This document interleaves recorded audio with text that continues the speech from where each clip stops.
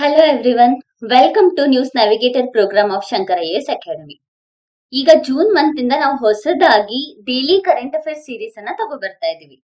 Already daily current affairs ಅಲ್ಲಿ ಏನೆಲ್ಲ cover ಮಾಡ್ತಾ ಇದೀವಿ ಅಂತ ಇನ್ಫಾರ್ಮೇಶನ್ ಕೊಟ್ಟಿದ್ದೀವಿ.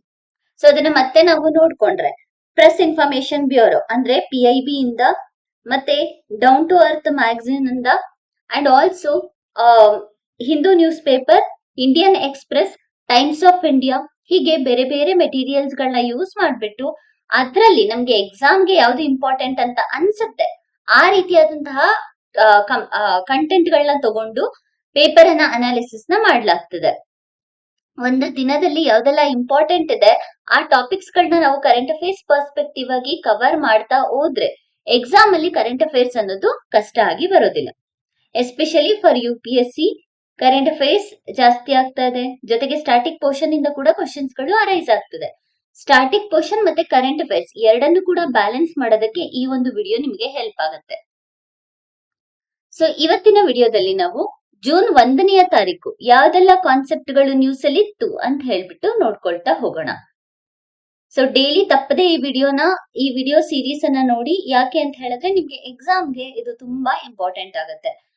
ನಿಮ್ಗೆ ಎಕ್ಸಾಮ್ ಅಲ್ಲಿ ಯಾವ ರೀತಿ ಈ ಒಂದು ಟಾಪಿಕ್ ಅನ್ನ ಕನೆಕ್ಟ್ ಮಾಡ್ಬೇಕು, ಮೇನ್ಸ್ ಗೆ ಹೇಗೆ ಕನೆಕ್ಟ್ ಮಾಡ್ಬೇಕು, ಪ್ರಿಲಿಮ್ಸ್ ಗೆ ಹೇಗೆ ಕನೆಕ್ಟ್ ಮಾಡ್ಬೇಕು, ಅಂಡ್ ನೋಟ್ಸ್ ಮಾಡ್ಕೋಬೇಕು ಅಂದ್ರೆ ಯಾವ ರೀತಿಯಲ್ಲಿ ಮಾಡ್ಕೋಬೇಕು, ಇದೆಲ್ಲದನ್ನು ಕೂಡ ಈ ಒಂದು ಸೀರೀಸ್ ಅಲ್ಲಿ ಹೇಳ್ಕೊಡ್ತಾ ಇದೀವಿ. ತಡ ಮಾಡೋದ್ ಬೇಡ. ಈಗ ಇವತ್ತಿನ ವಿಡಿಯೋದಲ್ಲಿ ನಾವು ಯಾವ್ದೆಲ್ಲ ಟಾಪಿಕ್ಸ್ ಗಳನ್ನ ನೋಡ್ಕೊಳ್ತೀವಿ ಅಂತ ಹೇಳಿದ್ರೆ ನೌಸೇನಾ ಶೌರ್ಯ ವಾಟಿಕ, ಮತ್ತೆ ಕಿಲ್ ಸ್ವಿಚ್ ಅನ್ನುವಂತಹ ಒಂದು ಕಾನ್ಸೆಪ್ಟ್, ನೆಕ್ಸ್ಟ್ ಝೀರೋ ಕೂಪನ್, ಮತ್ತೆ ಝೀರೋ ಪ್ರಿನ್ಸಿಪಲ್ ಇನ್ಸ್ಟ್ರೂಮೆಂಟ್ಸ್, ಮತ್ತೆ ಮಂಗೋಲಿಯಾ ಅನ್ನೋದು ಪ್ಲೇಸು, ಅದು ಕೂಡ ನ್ಯೂಸ್ ಅಲ್ಲಿದೆ. ಸೊ ಹಾಗಾಗಿ ಈ 4 ಇಂಪಾರ್ಟೆಂಟ್ ಕಾನ್ಸೆಪ್ಟ್ ಗಳನ್ನ ಈ ಒಂದು ವಿಡಿಯೋದಲ್ಲಿ ನೋಡೋಣ. ಮೊದಲನೇದಾಗಿ ನೌಸೇನಾ ಶೌರ್ಯ ವಾಟಿಕ. ಸೊ ಯಾಕೆ ನೌಸೇನಾ ಶೌರ್ಯ ವಾಟಿಕ ನ್ಯೂಸ್ ಅಲ್ಲಿದೆ ಅಂತ ಹೇಳಿದ್ರೆ ಮೊದಲ ಬಾರಿ union defence minister Rajnath Singh ಅವರು ಮತ್ತೆ ಉತ್ತರ ಪ್ರದೇಶದ ಚೀಫ್ ಮಿನಿಸ್ಟರ್ ಇಬ್ರು ಸೇರ್ಬಿಟ್ಟು ಲಕ್ನೋದಲ್ಲಿ ಈ ಒಂದು ನೌಸೇನಾ ಶೌರ್ಯ ವಾಟಿಕ ಅನ್ನುವಂತಹ ಒಂದು ಮ್ಯೂಸಿಯಂ ಅನ್ನ ಇನಾಗರೇಟ್ ನ ಮಾಡಿದ್ದಾರೆ. ಇದೊಂದು open air naval museum.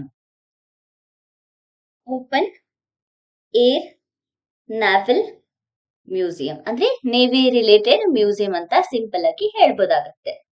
So open air naval museum, ಮತ್ತೆ ಇದರಲ್ಲಿ ಮ್ಯಾರಿಟೈಮ್ ಅಚೀವ್ಮೆಂಟ್ಸ್ ನ ಅಂದ್ರೆ ಇಂಡಿಯನ್ ನೇವಿಯಲ್ಲಿ ಯಾವೆಲ್ಲ ಅಚೀವ್ಮೆಂಟ್ಸ್ ನ ಮಾಡಿದಾರಲ್ಲ ಅದನ್ನ ಇಲ್ಲಿ ಡಿಸ್ಪ್ಲೇನ ಮಾಡ್ಲಾಗತ್ತೆ.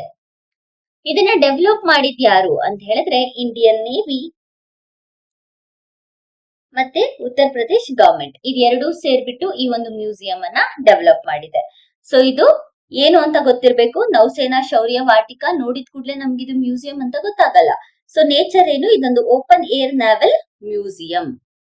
ನೆಕ್ಸ್ಟ್ ಪರ್ಪಸ್ ಯಾವ್ದಕ್ಕೋಸ್ಕರ ಮಾಡಿದ್ದಾರೆ, legacy, operational capability, maritime achievements ನ ಡಿಸ್ಪ್ಲೇ ಮಾಡೋದಕ್ಕೋಸ್ಕರ ಇನಾಗರೇಟ್ ನ ಮಾಡಿದ್ದಾರೆ. ನಂತರ ಲೊಕೇಶನ್ ಎಲ್ಲಿರೋದು, ಉತ್ತರ ಪ್ರದೇಶ್ ಲಕ್ನೋದಲ್ಲಿ ಇರೋದು. ನೆಕ್ಸ್ಟ್ ಇದನ್ನ ಯಾರು ಡೆವಲಪ್ ಮಾಡಿದ್ದಾರೆ, ಡೆವಲಪ್ ಮಾಡಿರೋದು ಇಂಡಿಯನ್ ನೇವಿ ಮತ್ತೆ ಗವರ್ಮೆಂಟ್, ಉತ್ತರ ಪ್ರದೇಶ್ ಗವರ್ಮೆಂಟ್ ಸೇರಿ ಡೆವಲಪ್ ಮಾಡಿದೆ. ಬಟ್ ಇದನ್ನ ಯಾವ ಫೇಸ್ ಅಲ್ಲಿ ಡೆವಲಪ್ ಮಾಡಿದ್ದಾರೆ ಅಂತ ಹೇಳಿದ್ರೆ we have a program that Nausena Shaurya Sangrahalaya ಅನ್ನುವಂತಹ ಒಂದು ಪ್ರೋಗ್ರಾಮ್ ಇದೆ. ಸೊ ಇದ್ರಲ್ಲಿ ಏನ್ ಮಾಡ್ತಾರೆ ಅಂತ ಹೇಳಿದ್ರೆ ನೌಸೇನಾ ನೌಕಾಪಡೆ, ಕರೆಕ್ಟ್ ಅಲ್ಲ? ಕೆಲವೊಂದ್ಸಲ ನಮ್ಗೆ ಎಕ್ಸಾಮ್ ಅಲ್ಲಿ ಯಾವ ರೀತಿ ಕೇಳ್ತಾರೆ ಅಂತ ಹೇಳಿದ್ರೆ ವರ್ಡ್ ಅಲ್ಲೇನೆ ಮೀನಿಂಗ್ ಇರುತ್ತೆ, ಕರೆಕ್ಟಾ? ಸೊ ನೌಸೇನಾ ಸೇನೆ, ಸೇನೆ ಅಂದ್ರೆ ಏನು, ಪಡೆ. ನೌಸೇನಾ ನೌಕಾಪಡೆ ಅಂತ ಹೇಳಿ ಅರ್ಥ. ಸೊ ಇದನ್ನ ನೌಸೇನಾ ಶೌರ್ಯ ಸಂಗ್ರಹಾಲಯ ಅನ್ನುವಂತಹ ಪ್ರೋಗ್ರಾಮಿನ ಅಡಿಯಲ್ಲಿ ಫೇಸ್ 2 ಆಗಿ ಇನಾಗ್ರೇಟ್ ನ ಮಾಡಲಾಗಿದೆ. ಸೊ ಇದು ನಮ್ಗೆ ಎಕ್ಸಾಮ್ ಪರ್ಸ್ಪೆಕ್ಟಿವ್ ಆಗಿ ಬೇಕಾಗಿರುವಂತಹ ಕಾನ್ಸೆಪ್ಟ್. ಅಂಡ್ UPSC 2025-26 ಅಲ್ಲಿ ಡಿಫೆನ್ಸ್ ರಿಲೇಟೆಡ್ ಕ್ವಶನ್ ಅನ್ನ ಜಾಸ್ತಿ ಮಾಡಿದೆ. ಸೊ ಜಾಸ್ತಿ ಮಾಡ್ತಾ ಇರೋದ್ರಿಂದ ನಮ್ಗೆ ಎಕ್ಸಾಮ್ ಪರ್ಸ್ಪೆಕ್ಟಿವ್ ಆಗಿ ಈ ಒಂದು ಪರ್ಟಿಕ್ಯುಲರ್ ಕಾನ್ಸೆಪ್ಟ್ ತುಂಬಾ ಇಂಪಾರ್ಟೆಂಟ್. ನೆಕ್ಸ್ಟ್ ಇದ್ರ ಬಗ್ಗೆ ಒಂದು ಪ್ರಿಲಿಮ್ಸ್ ಕ್ವಶನ್ ನೋಡೋಣ. Consider the following statement regarding recently inaugurated Nausena Shaurya Vatika. It is an open-air naval museum located in Visakhapatnam. Visakhapatnam ಅಲ್ಲಿ ಲೊಕೇಟ್ ಆಗಿಲ್ಲ, ಎಲ್ಲಿ ಲೊಕೇಟ್ ಆಗಿದೆ, ಲಕ್ನೋ ಅಲ್ಲಿ ಲೊಕೇಟ್ ಆಗಿದೆ. ಕರೆಕ್ಟ್ ಅಲ್ಲ? Next, it has been jointly developed by Indian Navy and the respective state government to showcase India's maritime achievement. ಇದು correct. ಯಾರು ಮಾಡಿರೋದು ಲಕ್ನೋದಲ್ಲಿ ಇವಾಗ? ಉತ್ತರ ಪ್ರದೇಶ್ ಗವರ್ಮೆಂಟ್ ಮತ್ತೆ ಇಂಡಿಯನ್ ನೇವಿ ಎರಡು ಕೂಡ ಜಾಯಿಂಟ್ ಆಗಿ ಇದನ್ನ ಇನಾಗ್ರೇಟ್ ಮಾಡಿದೆ. ಸೊ ಆನ್ಸರ್ ಬಂದು 2 only is the right answer. Next topic ಅನ್ನ ನೋಡ್ಕೊಳ್ಳೋಣ. ಸೊ ನೆಕ್ಸ್ಟ್ ಟಾಪಿಕ್ ಬಂದ್ಬಿಟ್ಟು kill switch. Always UPSC want to ask about the terminology based question. ಕರೆಕ್ಟಾ? ಟರ್ಮ್ಸ್ ನ ಕೊಡುತ್ತೆ, ಡೈರೆಕ್ಟ್ ಆಗಿ ಕ್ವಶನ್ ನ ಸ್ಟೇಟ್ಮೆಂಟ್ ವೈಸ್ ಕ್ವಶನ್ ನ ಕೇಳ್ತಾ ಹೋಗ್ತಾರೆ. ಸೊ ಹಾಗಾಗಿ ಕಿಲ್ ಸ್ವಿಚ್ ಅಂದ್ರೆ ಏನು ಅನ್ನುವಂತಹ ಕಾನ್ಸೆಪ್ಟ್ ಕೂಡ ನಮ್ಗೆ important. So what is kill switch? Kill switch ಅನ್ನೋ ಕಾನ್ಸೆಪ್ಟ್ ನ ಯಾಕೆ ತಗೋಬಂದ್ರು ಅಂತ ಹೇಳಿದ್ರೆ, ಮೊದ್ಲಿಗೆ ಇತ್ತೀಚೆಗೆ ಇಲ್ಲಿಗಲ್ ಬ್ಯಾಂಕ್ ಟ್ರಾನ್ಸಾಕ್ಷನ್ಸ್ ಗಳು ಜಾಸ್ತಿ ಆಗ್ತದೆ, ಕರೆಕ್ಟಾ? ಜೊತೆಗೆ ಸೈಬರ್ ಕ್ರೈಮ್ ಗಳು ಜಾಸ್ತಿ ಆಗ್ತದೆ. ಈ ಒಂದು ನಿಟ್ಟಿನಲ್ಲಿ RBI ಏನ್ ಮಾಡಿದೆ ಅಂತ ಹೇಳಿದ್ರೆ, ತನ್ನ ಆನ್ಯುಯಲ್ ರಿಪೋರ್ಟ್ ಅಲ್ಲಿ there is a possibility of exploring the kill switch ಅಂತ ಹೇಳ್ಬಿಟ್ಟು ಅನೌನ್ಸ್ ಮಾಡಿದೆ. ಸೊ ಕಿಲ್ ಸ್ವಿಚ್ ಅನ್ನುವಂತಹ ಒಂದು ಮೆಕ್ಯಾನಿಸಮ್ ಅನ್ನ ಇಂಟ್ರೊಡ್ಯೂಸ್ ಮಾಡಲು ತಯಾರಿಯನ್ನ ನಡೆಸ್ತದೆ ಅಂತ ಹೇಳಿ ಮೆನ್ಷನ್ ಮಾಡಿದೆ. So what is kill switch? Kill switch ಅನ್ನೋದು ಒಂದು ಫಿನಾನ್ಷಿಯಲ್ ಇನ್ಸ್ಟ್ರೂಮೆಂಟ್. ಸೊ ಏನ್ ಮಾಡತ್ತೆ ಕಿಲ್ ಸ್ವಿಚ್ ಅಂತ ಹೇಳಿದ್ರೆ, ಸಿಸ್ಟಮ್ ಡಿವೈಸಸ್, ಅಕೌಂಟ್ ಅಥವಾ ಸರ್ವಿಸಸ್ ಗಳನ್ನ ಶಟ್ ಡೌನ್ ಮಾಡುತ್ತೆ with a temporary period. Permanent ಅಲ್ಲ, ಟೆಂಪರರಿ ಪೀರಿಯಡ್. ಡಿವೈಸ್, ಅಕೌಂಟ್ ಮತ್ತೆ ಟ್ರಾನ್ಸಾಕ್ಷನ್ಸ್ ಇದೆಲ್ಲದನ್ನು ಕೂಡ ಶಟ್ ಡೌನ್ ಮಾಡುತ್ತೆ. ಅದು ಕೂಡ ಇಮಿಡಿಯೇಟ್ ಶಟ್ ಡೌನ್. ಸೊ ಯಾಕೆ ಇಮಿಡಿಯೇಟ್ಲಿ ಶಟ್ ಡೌನ್ ಮಾಡುತ್ತೆ? That for a temporary period ಅಂತ ಹೇಳಿದ್ರೆ, ಎಮರ್ಜೆನ್ಸಿ ಸಿಚುವೇಶನ್ಸ್ ಗಳಲ್ಲಿ ಈ ರೀತಿಯಾದಂತಹ ಸಿಸ್ಟಮ್ ಅನ್ನ ಯೂಸ್ ಮಾಡಲಾಗುತ್ತೆ. So which allow system, device, account or services to shut down or to block or disable for a temporary period immediately. So this is what the kill switch is.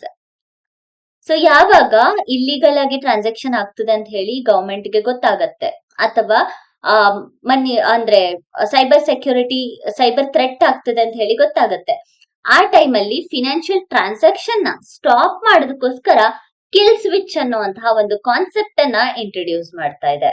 So ಇದರಿಂದ ಏನಾಗುತ್ತೆ ಅಂತ ಹೇಳಿದ್ರೆ, security improve ಆಗತ್ತೆ, ಜೊತೆಗೆ governance achieve ಮಾಡೋದಕ್ಕೆ help ಆಗತ್ತೆ, ಮತ್ತೆ illegal ಆಗಿ ಆಗೋ ಆಕ್ಟಿವಿಟೀಸ್ ಗಳನ್ನ, ಪೇಮೆಂಟ್ ಆಕ್ಟಿವಿಟೀಸ್ ಗಳನ್ನ ಕಂಟ್ರೋಲ್ ಮಾಡೋದಕ್ಕೆ ಹೆಲ್ಪ್ ಆಗುತ್ತೆ. ಸೊ ಈ ಸಿಸ್ಟಮ್ ಹೇಗ್ ವರ್ಕ್ ಆಗುತ್ತೆ ಅಂತ ಹೇಳಿದ್ರೆ, ಇಫ್ ಅಕೌಂಟ್ ಹೋಲ್ಡರ್ ಏನಾದ್ರೂ ಫ್ರಾಡ್ ಫಂಡ್ಸ್ ಅನ್ನ ಅಥವಾ ಜೆನ್ವಿನ್ ಟ್ರಾನ್ಸಾಕ್ಷನ್ ಅಲ್ಲದೆ ಇರೋದನ್ನ ಐಡೆಂಟಿಫೈನ ಮಾಡಿದ್ರೆ, ಅವರ ಫೋನ್ ಅಲ್ಲೇನೆ ಬ್ಯಾಂಕು ಆನ್ಲೈನ್ ಅಂದ್ರೆ ಆನ್ಲೈನ್ ಬ್ಯಾಂಕಿಂಗ್ ಇರುತ್ತಲ್ಲ, ಅದರಲ್ಲಿ ಕಿಲ್ ಸ್ವಿಚ್ ಅನ್ನ ಆಕ್ಟಿವ್ ಮಾಡಬಹುದು. So once it happen, temporary transaction ನ ಸ್ಟಾಪ್ ಮಾಡಲಾಗುತ್ತೆ. So this is how it works. So ಎಕ್ಸಾಮ್ಗೆ ವಾಟ್ ಇಸ್ ಕಿಲ್ ಸ್ವಿಚ್ ಅನ್ನೋದು ಇಂಪಾರ್ಟೆಂಟ್, ಅಂಡ್ RBI ನ ಇಂಟ್ರೊಡ್ಯೂಸ್ ಅನ್ನೋದು ಕೂಡ ಇದರಲ್ಲಿ ಇಂಪಾರ್ಟೆಂಟ್ ಆಗುತ್ತೆ. ಸೊ ಅಂಡ್ ಆಲ್ಸೋ ಇದು ಟೆಂಪರರಿ ಪೀರಿಯಡ್ ಮತ್ತೆ ಇಮಿಡಿಯೇಟ್ ಬ್ಲಾಕೇಜ್ ಅನ್ನ ಮಾಡಲಾಗುತ್ತೆ. ನೆಕ್ಸ್ಟ್ ಇದರ ಸಿಗ್ನಿಫಿಕೆನ್ಸ್ ಏನು ಕಿಲ್ ಸ್ವಿಚ್ ಅನ್ನ ಇಂಟ್ರೊಡ್ಯೂಸ್ ಮಾಡೋದ್ರಿಂದ ಅಂತ ಹೇಳಿದ್ರೆ, control over their digital payment usage ಮೇಲೆ ಕಂಟ್ರೋಲ್ ಇರುತ್ತೆ, ಅಂಡ್ ಆಲ್ಸೋ ಡಿಜಿಟಲ್ ಫ್ರಾಡ್ಸ್ ಮತ್ತೆ ಪೇಮೆಂಟ್ ಸಿಸ್ಟಮ್ ಸೆಕ್ಯೂರಿಟಿಯನ್ನ ಇಂಪ್ರೂವ್ ಮಾಡೋದಕ್ಕೆ ಇದು ಹೆಲ್ಪ್ ಆಗುತ್ತೆ. ಸೊ ಇದು ಕಿಲ್ ಸ್ವಿಚ್ ನ ಬಗ್ಗೆ.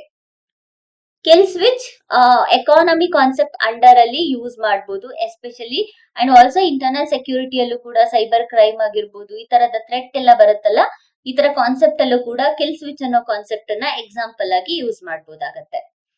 ನೆಕ್ಸ್ಟ್ ಇದಕ್ಕೆ ಒಂದು MCQ ಅನ್ನ ನೋಡೋಣ. With reference to kill switch mechanism recently proposed by Reserve Bank of India, consider the following statement. It allows law enforcement agencies to permanently freeze users' bank account without prior notice. So ಇದೆಲ್ಲ ಕೂಡ extreme words ಗಳು. Permanent blockage, law enforcement agencies. Why RBI comes under the law enforcement agency? Correct ಅಲ್ಲ? So ಈ statement wrong. Next ನೋಡೋಣ. It empower account holders to temporarily halt all outgoing financial transaction instantly in case of suspected digital fraud. So ಇದು right answer. So answer ಬಂದು 2 only is the correct option ಆಗಿದೆ. Next topic, zero coupon zero principal instrument. Zero coupon zero principal investment. So ಏನಿದು ಅಂತ ಹೇಳಿದ್ರೆ, recent ಆಗಿ ministry of corporate affairs companies ಗಳಿಗೆ corporate social ರೆಸ್ಪಾನ್ಸಿಬಿಲಿಟಿಯನ್ನ zero coupon zero principal instrument ಅಲ್ಲಿ spend ಮಾಡಬೇಕು, allow ಮಾಡ್ತೀವಿ ಅಂತ ಹೇಳ್ಬಿಟ್ಟು ಹೇಳಿದೆ ministry of corporate affairs. So ministry of corporate affair ಈ ಒಂದು ಟರ್ಮ್ ಅನ್ನ, ಝೀರೋ ಕೂಪನ್ ಝೀರೋ ಪ್ರಿನ್ಸಿಪಲ್ ಅನ್ನುವಂತಹ ಇನ್ಸ್ಟ್ರೂಮೆಂಟ್ ಟರ್ಮ್ ಅನ್ನ ಯೂಸ್ ಮಾಡಿರೋದ್ರಿಂದ ಎಕ್ಸಾಮ್ ಪರ್ಸ್ಪೆಕ್ಟಿವ್ ಆಗಿ ನಮ್ಗೆ important. So what is zero coupon zero principal instruments? ಇದೊಂದು ಫೈನಾನ್ಷಿಯಲ್ ಇನ್ಸ್ಟ್ರೂಮೆಂಟ್. ಸೊ ಯೂಶಲಿ ಯಾರು ಇಶ್ಯೂ ಮಾಡ್ತಾರೆ ಅಂತ ಹೇಳಿದ್ರೆ, it is issued by not for profit organisation. Not for profit organisation ಅಂದ್ರೆ ಯಾರೆಲ್ಲ ಆರ್ಗನೈಸೇಷನ್ ಇರುತ್ತಲ್ಲ, ಈ ಆರ್ಗನೈಸೇಷನ್ಸ್ ಗಳು ಹೇಗಿರುತ್ತೆ ಅಂತ ಹೇಳಿದ್ರೆ, ಇಲ್ಲಿ ನೀವು ಅಮೌಂಟ್ ಅನ್ನ ತಗೊಂಡ್ರೆ ಇಂಟ್ರೆಸ್ಟ್ ಕೂಡ ಪೇ ಮಾಡೋ ಹಾಗಿರೋದಿಲ್ಲ, ಅಥವಾ ಪ್ರಿನ್ಸಿಪಲ್ ಅಮೌಂಟ್ ಅನ್ನು ಕೂಡ ರೀಪೇಮೆಂಟ್ ನ ಮಾಡೋ ಹಾಗಿರೋದಿಲ್ಲ. ಅದನ್ನ ನಾಟ್ ಫಾರ್ ಪ್ರಾಫಿಟ್ ಕಂಪನಿ ಅಂತ ಹೇಳಿ ಕರಿತೀವಲ್ವಾ. ಈ ನಾಟ್ ಫಾರ್ ಪ್ರಾಫಿಟ್ ಕಂಪನೀಸ್ ಗಳಿಗೆ ಏನ್ ಮಾಡಿದೆ ಅಂತ ಹೇಳಿದ್ರೆ, ಅಲೋ ಮಾಡಿದೆ ಕಾರ್ಪೊರೇಟ್ ಸೋಷಿಯಲ್ ರೆಸ್ಪಾನ್ಸಿಬಿಲಿಟಿಯನ್ನ zero coupon zero principal instrument ನ ಅಡಿಯಲ್ಲಿ ಕೊಡಬಹುದು ಅಂತ ಹೇಳ್ಬಿಟ್ಟು. So zero coupon zero principal instrument non profit organisations ಗಳಿಗೆ ತಮ್ಮ ಸೋಷಿಯಲ್ ಸ್ಟಾಕ್ ಎಕ್ಸ್ಚೇಂಜ್ ಅನ್ನ ಲಿಸ್ಟ್ ಆಗಿರುವಂತಹ, ಅಂದ್ರೆ ಸೋಷಿಯಲ್ ಸ್ಟಾಕ್ ಎಕ್ಸ್ಚೇಂಜ್ ಅಲ್ಲಿ ಲಿಸ್ಟ್ ಆಗಿರುವಂತಹ ಫಂಡ್ ಅನ್ನ ರೈಸ್ ಮಾಡೋದಕ್ಕೆ ಅಲೋ ಮಾಡುತ್ತೆ. So zero coupon zero principal instrument is all about the social responsibility fund. And ಇಲ್ಲಿಂದ ಬರುವಂತಹ ಫಂಡ್ ನ ಸ್ಪೆಸಿಫಿಕ್ ಪ್ರಾಜೆಕ್ಟ್ ಅಥವಾ ಸ್ಪೆಸಿಫಿಕ್ ಆಕ್ಟಿವಿಟೀಸ್ ಗೆ ಯೂಸ್ ಮಾಡಲಾಗತ್ತೆ.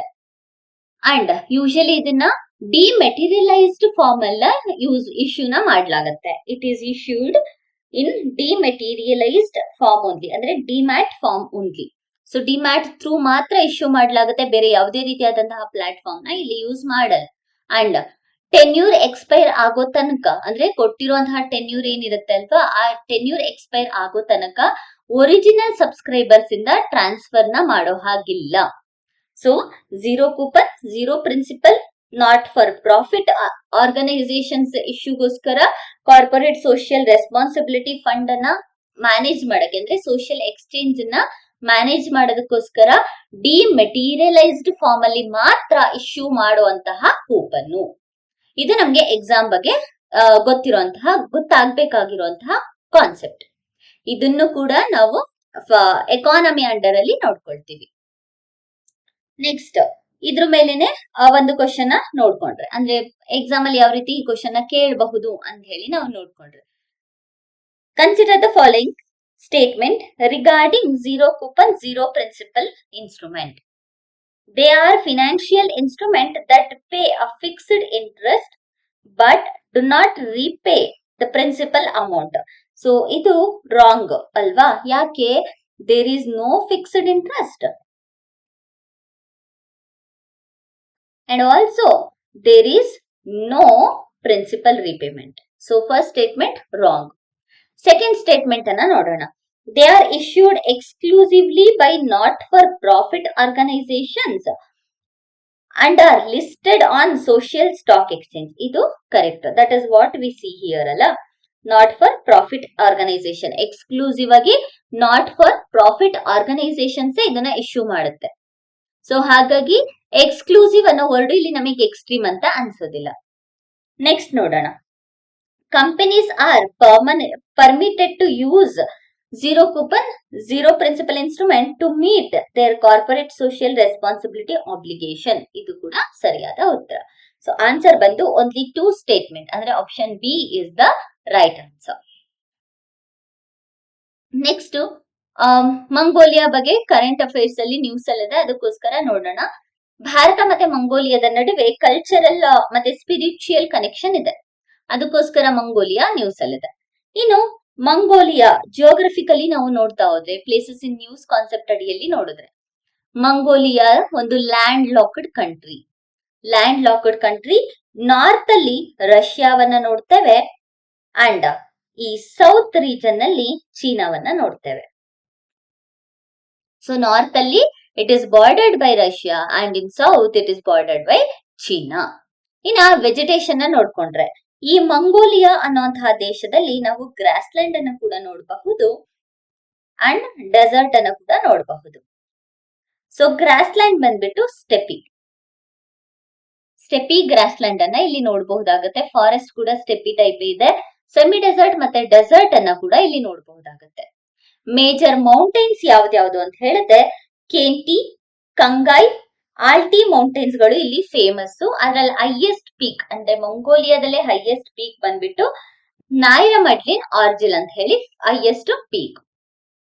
ನೆಕ್ಸ್ಟ್ ಇಲ್ಲಿ ಬರುವಂತಹ ಮೇಜರ್ ರಿವರ್ ಯಾವುದು ಅಂದ್ರೆ ಆರ್ಕನ್ ರಿವರ್ ಇಂಪಾರ್ಟೆಂಟ್ ಬಿಕಾಸ್ ಇದನ್ನ ವರ್ಲ್ಡ್ ಹೆರಿಟೇಜ್ ಸೈಟ್ ಗೆ ಸೇರಿಸಲಾಗಿದೆ. And also one of Asia's largest fresh water lake ಕೂಡ ನಾವು ಮಂಗೋಲಿಯಾದಲ್ಲಿ ಕಾಣಬಹುದಾಗತ್ತೆ. ಯಾವುದು ಅಂದ್ರೆ ಹೋಸ್ವಗಲ್ ನೂರ್ ಅನ್ನುವಂತಹ ಒಂದು ಫ್ರೆಶ್ ವಾಟರ್ ಲೇಕ್ ಕೂಡ ಫೇಮಸ್ ಆಗಿದೆ.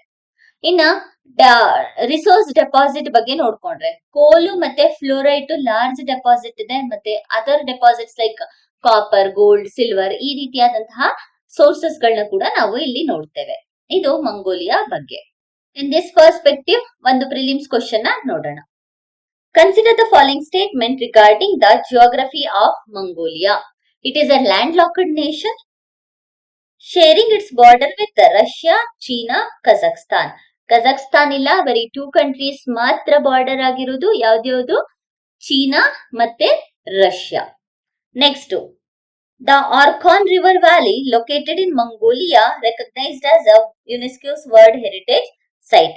Statement 2 correct. The lake Hovsgol Nuur located in its border with Russia is one of Asia's largest fresh water. ಇದು ಕೂಡ correct. It is not the only fresh water, it is one of the largest fresh water ಅಂತ ಕೊಟ್ಟಿರೋದ್ರಿಂದ ಇದು correct ಆದ ಉತ್ತರ. So answer ಬಂದು 2 and 3 only is the right answer. So ಭಾನುವಾರ ಆಗಿದ್ರಿಂದ ನಮ್ಗೆ ಭಾನುವಾರ ಮತ್ತೆ ಸೋಮವಾರ ಅಷ್ಟು ಕರೆಂಟ್ ಅಫೇರ್ಸ್ ಸಿಕ್ಕಿರ್ಲಿಲ್ಲ. ಸೊ ಬಟ್ ಕರೆಂಟ್ ಅಫೇರ್ಸ್ ಇದೆ, ಬಟ್ ಅದ್ರಲ್ಲಿ ಇಂಪಾರ್ಟೆಂಟ್ ಅಂತ ಅನ್ಸೋದನ್ನ ಮಾತ್ರ ನಾವು ಪಿಕ್ ಮಾಡಿ ಅನಾಲಿಸಿಸ್ ನ ಮಾಡ್ಲಾಗ್ತದೆ. ಸೊ ಈ 4 ಕಾನ್ಸೆಪ್ಟ್ ಗಳು ಕೂಡ ಎಕ್ಸಾಮ್ ಪರ್ಸ್ಪೆಕ್ಟಿವ್ ಆಗಿ ತುಂಬಾನೇ ಇಂಪಾರ್ಟೆಂಟ್ ಆಗುತ್ತೆ. ಇದೇ ರೀತಿಯಾದಂತಹ ಹೆಚ್ಚಿನ ವಿಡಿಯೋಸ್ಗಾಗಿ ನಮ್ಮ ಚಾನೆಲ್ ನ ಶೇರ್ ಮಾಡಿ ಮತ್ತೆ ಸಬ್ಸ್ಕ್ರೈಬ್ ಮಾಡಿ.